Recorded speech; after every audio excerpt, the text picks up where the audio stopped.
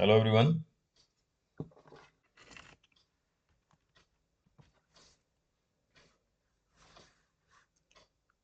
Last video में हमने discuss किया था क्वेश्चन नंबर 1 का पार्ट ए और पार्ट बी। पेपर है MPH 003 electromagnetic theory.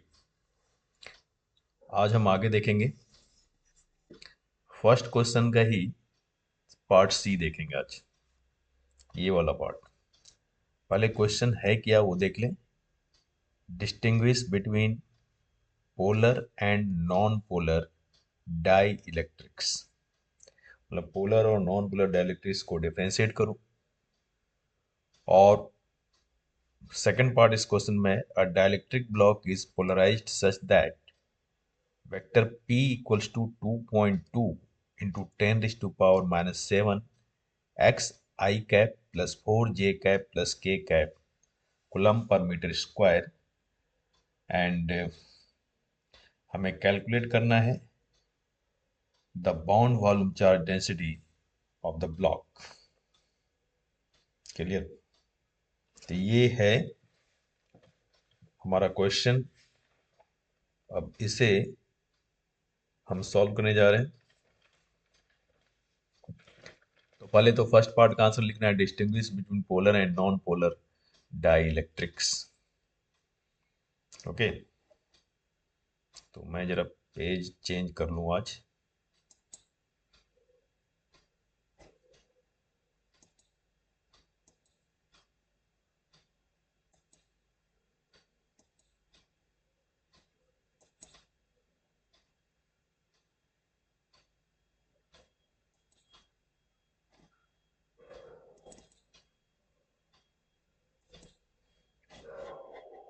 Just wait wait करेंगे थोड़ा।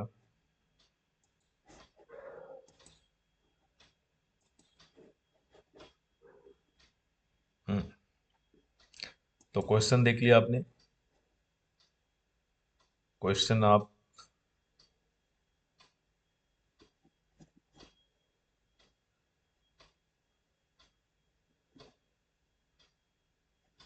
नोट कर लें, क्वेश्चन सी है, यही क्वेश्चन है फर्स्ट पार्ट का सी। अब मैं स्टार्ट कर रहा हूँ सॉल्यूशन इसका।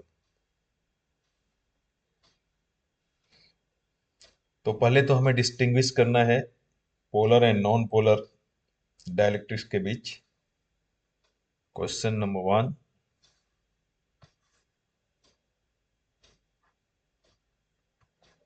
सी part, polar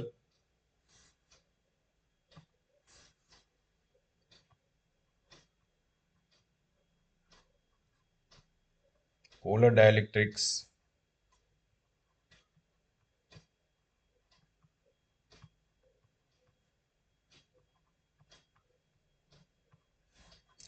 and non polar dielectrics.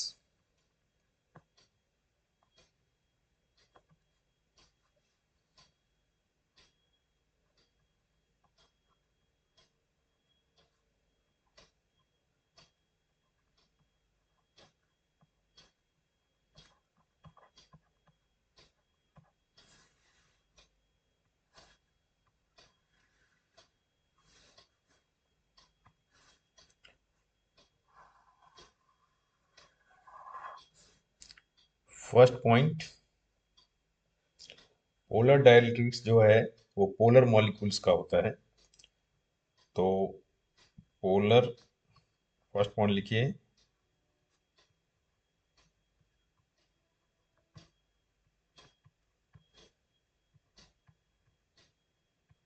Polar dielectrics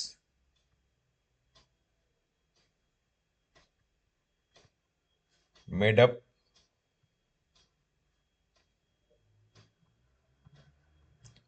of polar molecules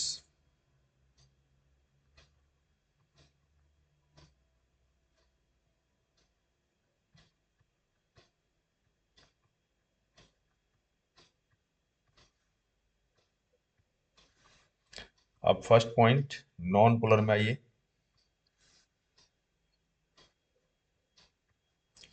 non polar dielectrics made up of neutral atoms और non polar molecules.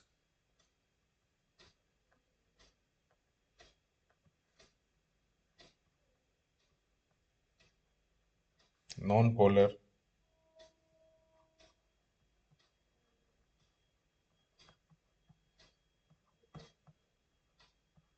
Dielectrics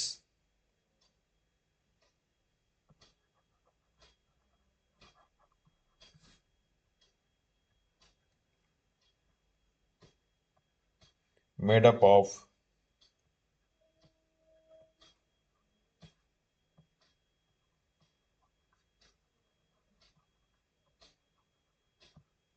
neutral atoms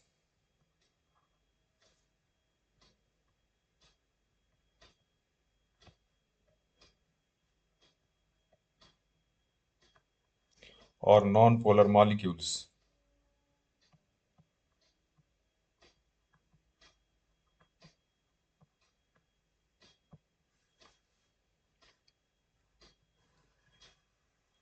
Clear? Now, second point.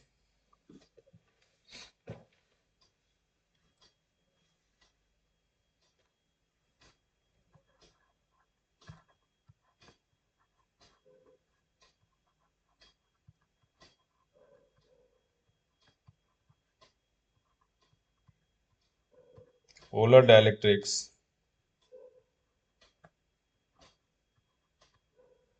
have symmet polar dielectrics have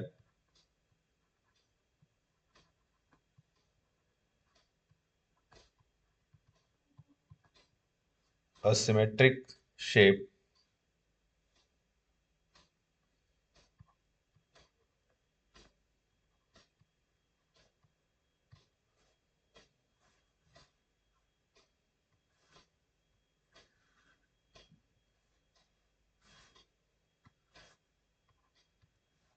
and non-polar dielectrics have symmetric shape.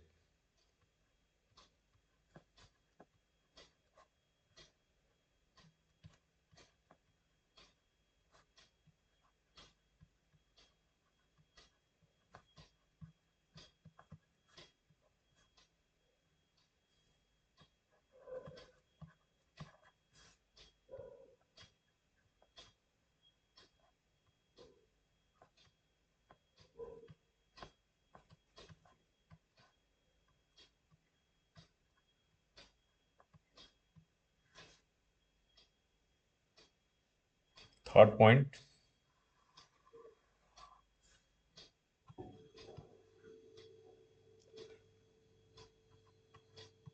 polar के लिए these are material which have inherent dipole moment.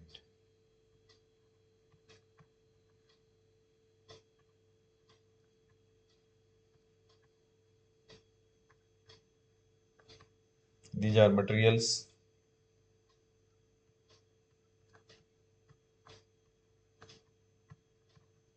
which have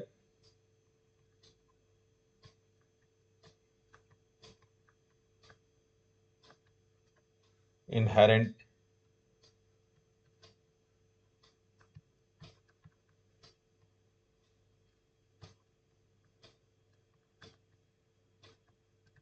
dipole moment.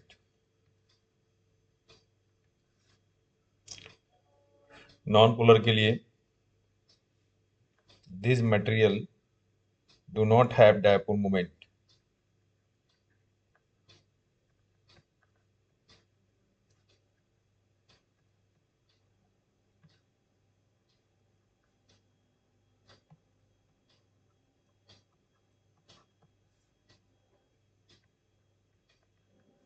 Do not have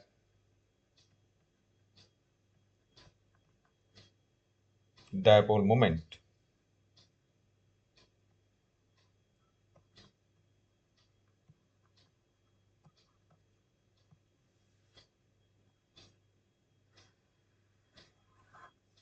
next fourth point पे आते हैं।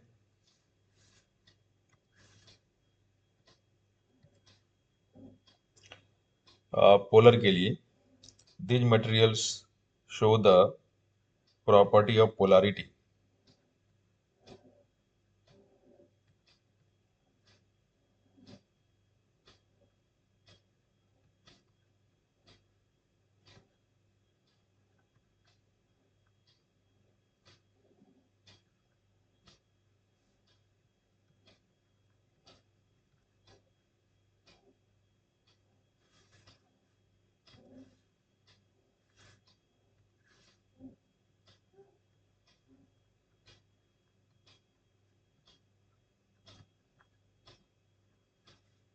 Property of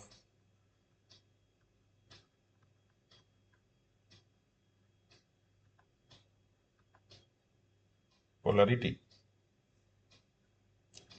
non polar के लिए, these materials do not show the property of polarity.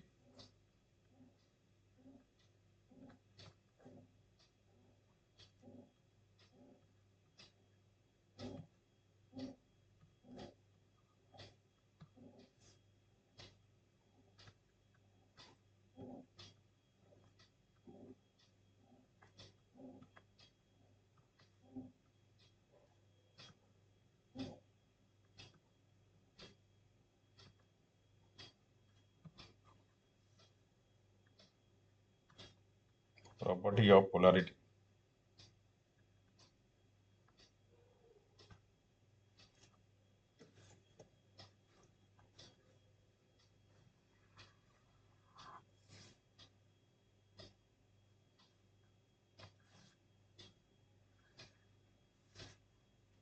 Point 5 पे आते हैं।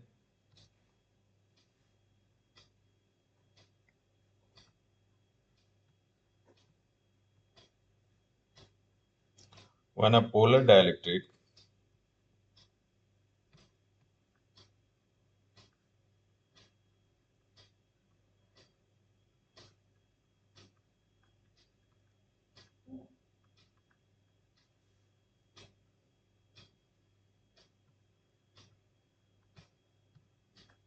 Polar dielectric में permanent dipole moment होता है। ब्रैकेट में लिख लीजिए, having permanent dipole moment.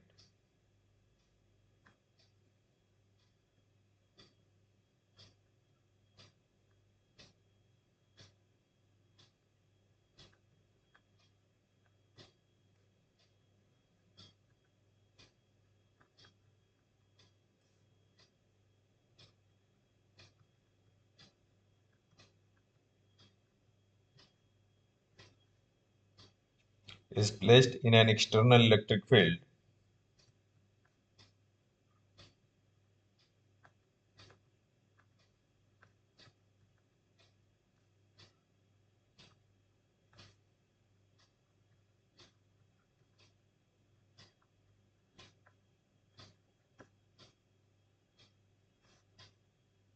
in an external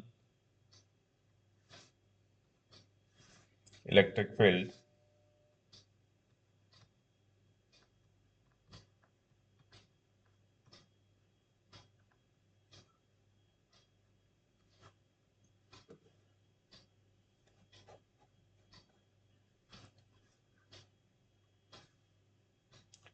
the permanent dipole moment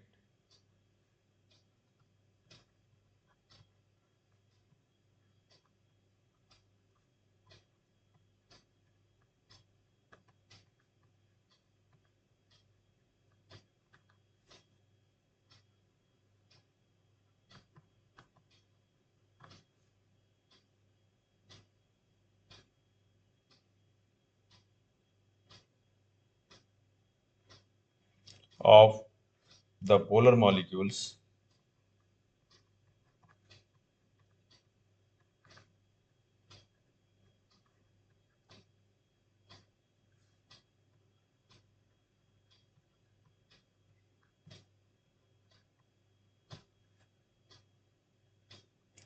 experience a torque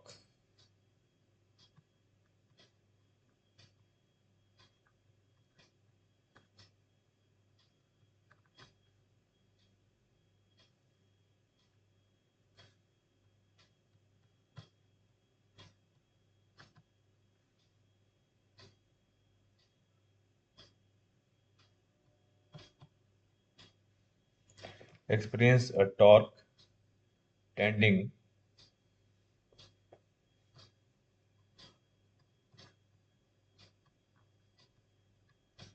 to align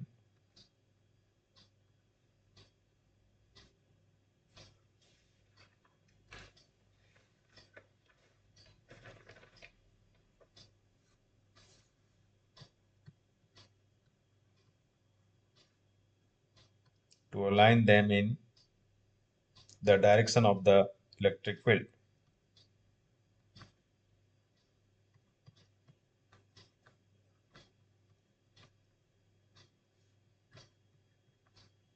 In the direction of the electric field.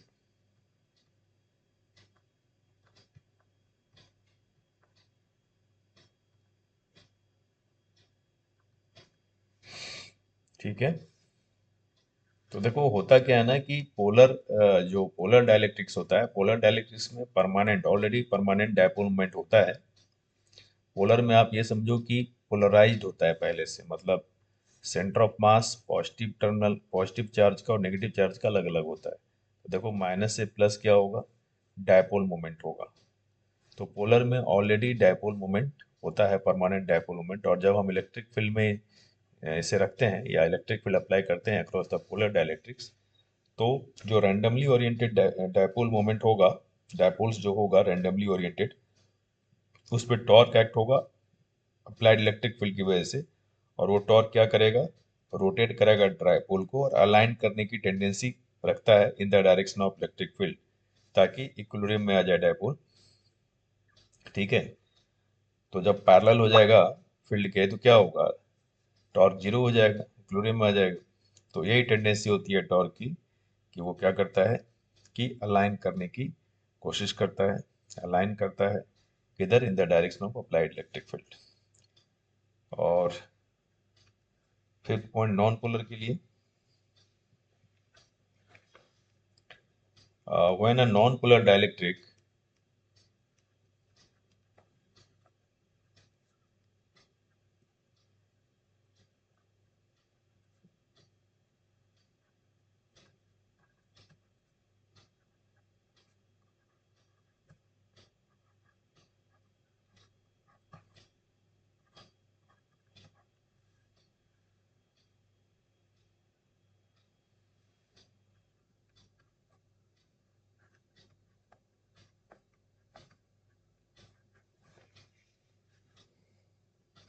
is placed in an external electric field,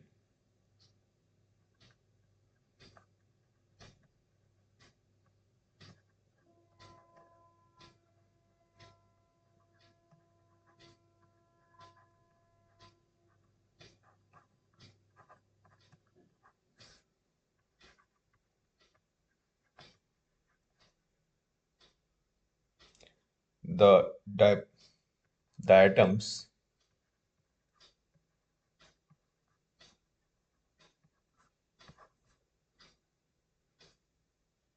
or non-polar molecules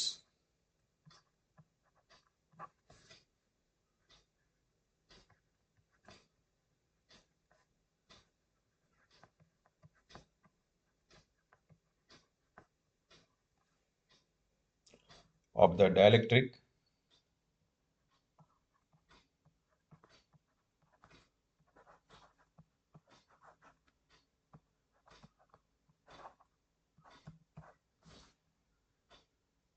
acquire a tiny dipole moment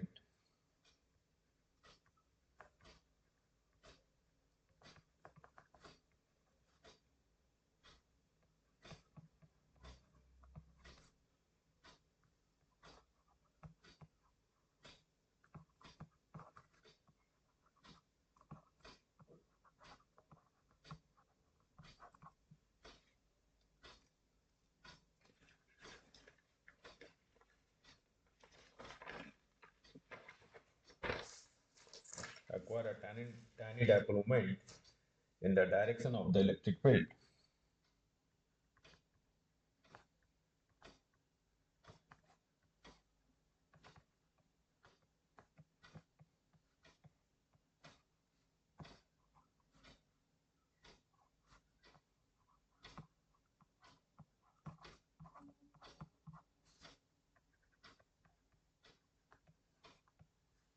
okay. और क्योंकि देखो, tiny dipole moment करने का मतलब जब हम field apply करेंगे तो कुछ ना कुछ मोमेंट जो है वहां पे इंड्यूस्ड होता है। एक्चुअल में नॉन पोलर में क्या होता है कि डायपोल मोमेंट होता ही नहीं, जैसे पोलर में होता है कि डायपोल मोमेंट परमानेंट होता है। और जब हम फील्ड अप्लाई करते हैं तो वही डायपोल क्या होता है कि वही डायपोल अलाइन करता है टॉर्क की वजह से इलेक्ट्रिक फील्ड के डायरेक्शन में। और इसमें तो डायपोल मोमेंट होता ही नहीं है ना, परमानेंट कोई डायपोल मोमेंट होता नहीं है नॉन पोलर में। इसलिए यहाँ लिखा गया है कि tiny dipole moment in the direction of electric field, ये अक्वायर करता है। कौन अक्वायर करता है? एटम्स या फिर मॉलिक्यूल्स।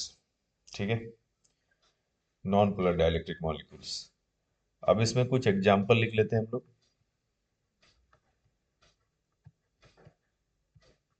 एग्जाम्पल्स पोलर के लिए, एक तो अमोनिया,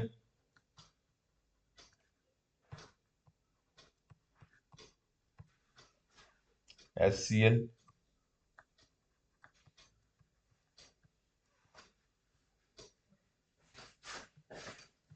आर गुड एग्जाम्पल्स।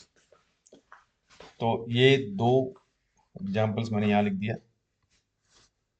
और नॉन पोलर के लिए एग्जाम्पल्स,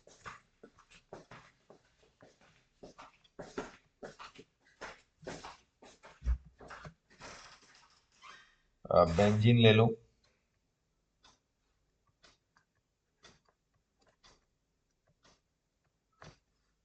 मीथेन ले लो,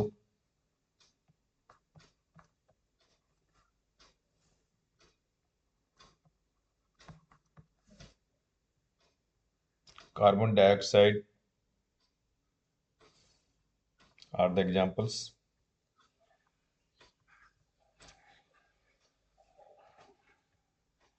ऑफ नॉन पोलर।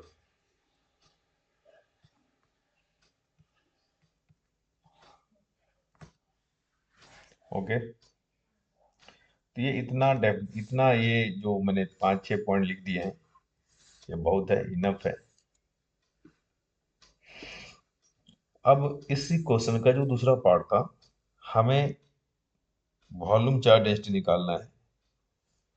तो पहले तो मैं लिख दूं कि तो वॉल्यूम चार्ज डेंसिटी निकालने के लिए हम यहाँ पर एक इक्वेशन यूज करेंगे, फॉर्मूला यूज करेंगे। जरा देखो,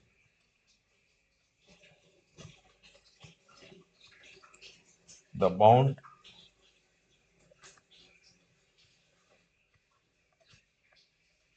volume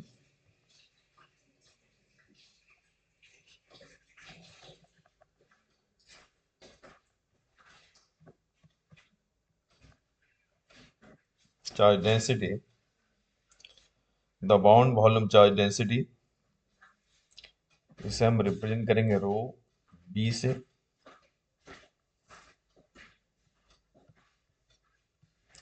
for the block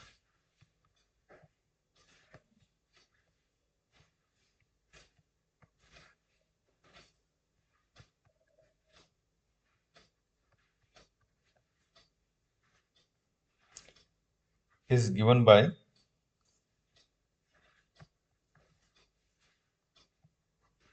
rho b equals to minus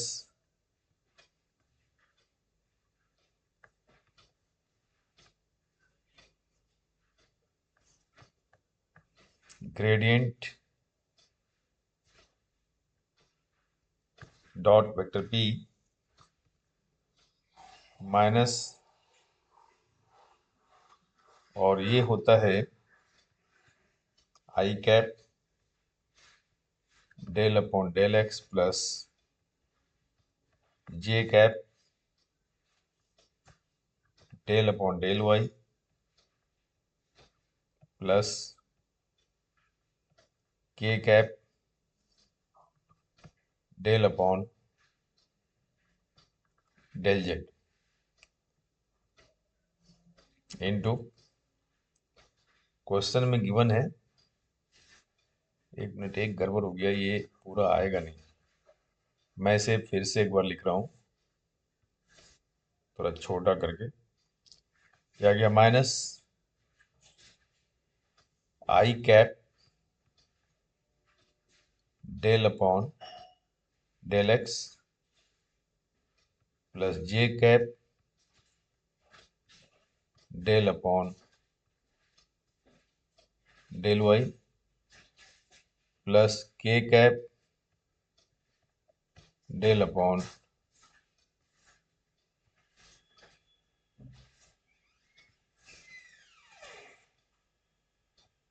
del Z into vector P का वैल्यू दिया हुआ है क्वेश्चन में 2.2 इंटू 10⁻⁻⁻⁷ एक्स आई cap plus 4j cap plus के कैप, ये दिया है। यूनिट हो जाएगा कूलम मीटर इनवर्स क्यूब। अब इसे सॉल्व करेंगे तो ये आ जाएगा आई डॉट आई, तो आई डॉट आई तो 1 हो गया, बाकी जे डॉट जे। अब यहाँ पर क्या है कि ये दोनों वेक्टर फॉर्म में, और हमें ये पता है जहाँ तक बात है वेक्टर पी की, तो इसका तीनों कंपोनेंट है एक्स आई cap plus 4j cap plus के कैप। ओके, तो पहले तो ये माइनस लिख लें, फिर ये आ जाएगा 2.2 इंटू 10⁻⁻⁷।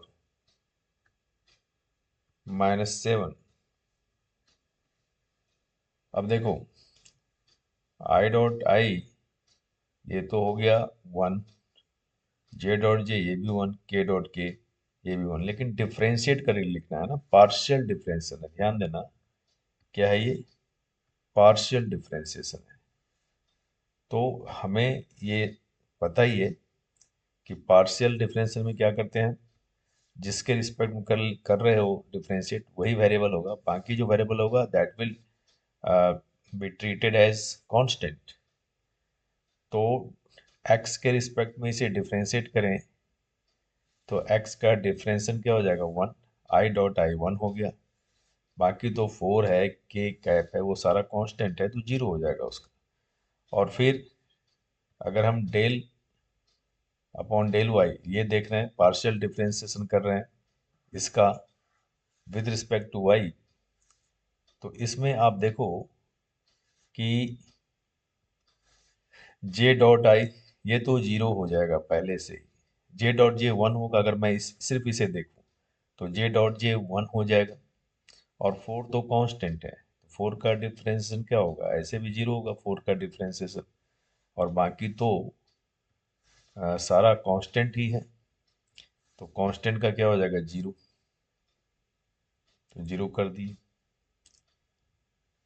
फिर k cap del by del z, अब इसमें के कैप है, देखो यहाँ के कैप है, तो डिफरेंशियल क्या हो जाएगा यहाँ पे, इसका कोएफिशिएंट ये तो कांस्टेंट ही है ना, तो इसका भी 0 हो जाएगा, कूलम पर मीटर क्यूब। तो जो फाइनल आंसर आया हमारा, क्या निकालना था, volume charge density rho b, वो आ गया है, और वो आया -2.2 into 10⁻⁻⁷ coulomb inverse cube, coulomb पर क्यूब। ओके, तो ये आ गया हमारा आंसर। देखो क्वेश्चन नंबर 3 जो था ना, उसमें हमें, उस क्वेश्चन में भी दो पार्ट था, 5 मार्क्स का क्वेश्चन है, उसमें भी दो पार्ट है। फर्स्ट पार्ट हमें डिफरेंशिएट करना था पोलर और नॉन पोलर के बीच, मैंने 5 5 पॉइंट लिख दिए हैं, 5 पॉइंट्स, और कुछ एग्जांपल्स लिख दिए हैं। और सेकंड पार्ट का क्वेश्चन का था कि एक हमें दे दिया है क्वेश्चन, क्वेश्चन में है हमें एक डाइलेक्ट्रिक ब्लॉक दिया है और वो कह रहा है कि जब डाइलेक्ट्रिक ब्लॉक पोलराइज्ड होता है कुछ इस तरह की, वेक्टर p इक्वल्स टू दिया है क्वेश्चन में 2.2 इंटू 10⁻⁷ एक्स आई cap plus 4 j cap plus के कैप कूलम पर मीटर स्क्वायर। हमें बाउंड वॉल्यूम चार्ज डेंसिटी निकालना है ब्लॉक का, और बाउंड वॉल्यूम चार्ज डेंसिटी मतलब रो निकालना है, रो भी। तो इसका जो फॉर्मूला है ना, वो यही होता है, rho B equal to negative gradient. अब यहाँ पर देखो, ये है माइनस डेल मतलब ग्रेडियंट डॉट वेक्टर पी। तो यही फॉर्मूला होता है। अब इसमें हम इसे सॉल्व कर दिए, वेक्टर पी दिया है, वैल्यू पुट कर दिए, डिफरेंशिएट करेंगे और वेक्टर का रूल लगाते हुए तो ये आंसर आ जाएगा। तो फाइनल आंसर हमारे पास अवेलेबल है, यही है फाइनल आंसर। तो ये क्वेश्चन नंबर सी मतलब क्वेश्चन नंबर 1 का पार्ट सी कंप्लीट हो गया। ठीक है, अब पार्ट डी हम नेक्स्ट वीडियो में करेंगे अपलोड। ठीक है, नेक्स्ट वीडियो की बात करें। तो आज की कहानी यहीं ख़त्म करते हैं।